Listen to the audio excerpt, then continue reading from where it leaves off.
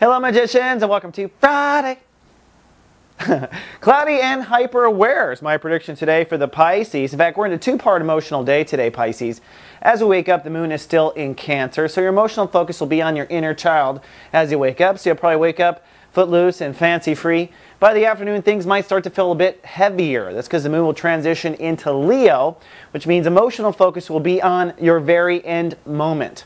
Now, our end moment is the most physical part of our being. It is our body. So if you haven't been taking good care of your body, it could make you emotional. If you're emotional, it could make your body unhappy. Realize your body and emotions are fused for the entire weekend long astrologically.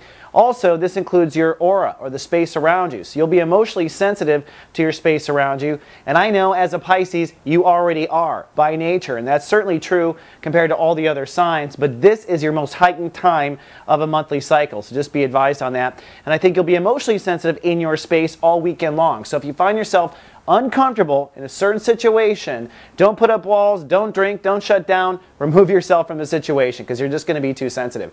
Now zipping around to the Sun in Aries in Chapter 2, and today ruled by Uranus.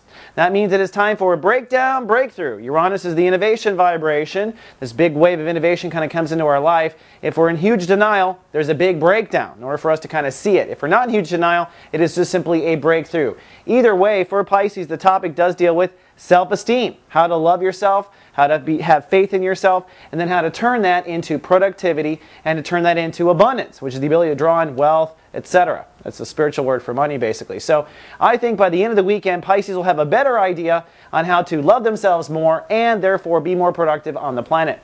Then lastly, there is a tight chord between Mars and Saturn this weekend. They will go dead conjunct opposition, or completely in opposition to the degree, tomorrow. Saturn is retrograde, of course, in Virgo. Mars in your sign, Pisces. The tight chord could be between your ego and human long-term relationships. I say human because sometimes people throw pets in there, and I don't think that would fall in astrologically, but maybe. Either way, you may be a bit grumpy over the weekend between you and any long-term relationship, and realize what needs to change, what you need to act on, is making changes to your ego by reconsidering the rules to long-term relationships. So if you find yourself in any kind of conflict over the weekend, it's ego, and it's also changing the rules.